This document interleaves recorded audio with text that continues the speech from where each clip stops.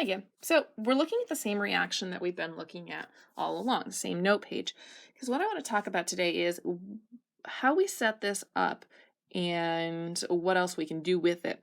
So we understand that we put the magnesium on this side because it's going to be oxidized because it is a more reactive metal. Okay, and then the copper over here is going to get reduced because it's a less reactive metal. So the electrons are going to naturally flow from the magnesium over here to the copper. The magnesium is more likely to let go of electrons. The copper is more likely to pull them in.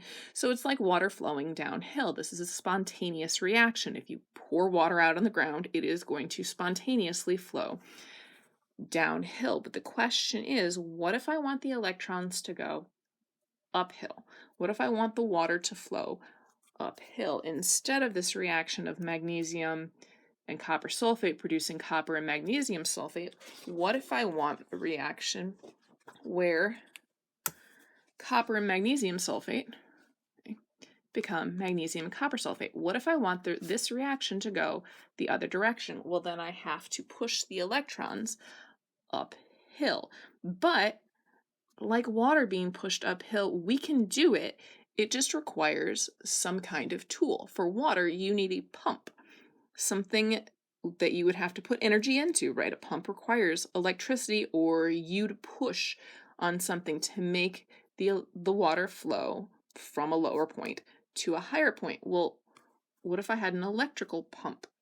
What if I had something that was designed to push electrons? Like, for instance, one of those. Right? It's designed to make electrons flow. It's just another chemical reaction like this, but for right now, what we're concerned about is it is designed to make electrons flow from one way to the other. Okay, now this side over here is marked as positive, okay, right? And we know by now that a cathode, makes electrons move away from it. Okay, the flip side of this is negative. The negative anode pulls electrons into it. So if I set this up right, I can make the electrons flow out of here and into the magnesium, okay, and then pull the extra electrons out of this copper. So another thing, before I show you how to set that up, the reason we separated these into two different beakers and then had to put the salt bridge in is if we just put the magnesium and the copper side by side in the same container, the electrons would not go out and through our lamp like we wanted to. They would just flow directly from the magnesium into the copper right next to each other, and they wouldn't do us any good. So we had to separate them. Well, now naturally, the reaction doesn't do anything. So I don't have to bother with these two containers and a salt bridge. I can just simply put my two pieces of metal in the same container side by side, okay, with the liquid in them. Now, bring this back, right? This is the reaction that I want to happen. So what I have in here is some magnesium sulfate, and some magnesium ions, and I'm going to make those magnesium ions, those oops, I put the charge on there, and I lost my pen. One moment, please. Okay, those magnesium ions, 2+, okay, turn into solid magnesium. Now, this is giving off electrons, it's releasing electrons, so this is going to be our cathode. Okay. Whereas my copper here, wait, did I do that right? I apologize. No, I was right the first time. I apologize, sincerely. This magnesium right here is going to be pulling electrons to itself, which indeed makes it the cathode. I think I said it wrong when I talked about the battery. The copper here is going to be releasing electrons. It's pushing electrons away from itself, makes it the negative side because it's repelling the electrons. Okay, so this is my anode.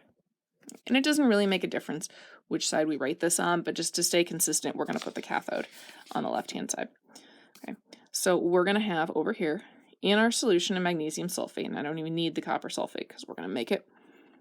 This is some magnesium, and this right here is a piece of copper. So now our magnesium is going to be pulling electrons to itself. So my electrons are going to be going into the magnesium, whereas the copper is going to be producing electrons. So my electrons are going to be going that way. Okay, so which sides of the battery do we hook this up to? Because that's really where the heart and soul of this is. So this magnesium right here, we said this is the positive cathode because it's attracting electrons. And my copper here is the negative anode. So which side is this? Well, watch. These electrons come out of the anode and they're going to get pulled into this cathode. So I need to put my positive charge here. Whereas over here, the electrons are going to go into the cathode, which means that this is the negative end. Just like when you put batteries together, like if you took a couple of batteries, you usually put them in, just a quick sketch here, right? When you put batteries into something, if you're going to put like 3 A's in, they're set up so they touch each other like this, right? And this kind of battery, this is the positive, and this is the negative, and this is the positive, and this is the negative, because the electrons are going to flow out of this positive, or out of this negative thing, sorry, and into the positive. And we want the electrons to flow constantly through here. So what do? You want this copper here to be the negative side, so we hook it up to the positive here, so that this side pulls the electrons out of there, and then when you want the electrons to get pushed in, you're going to push them into here. So what are we going to see?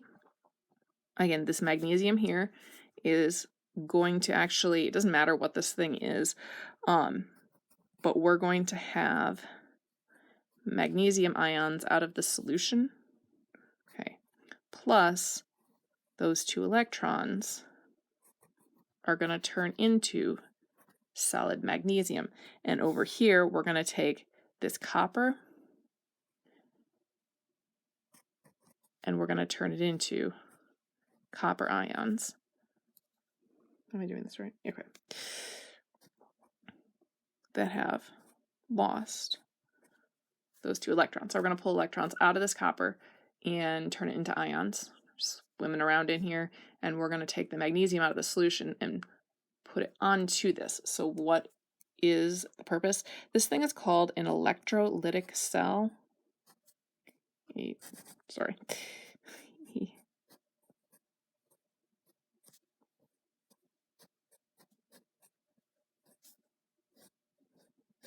Because unlike our voltaic cells produced a voltage. Electrolytic cells require electricity.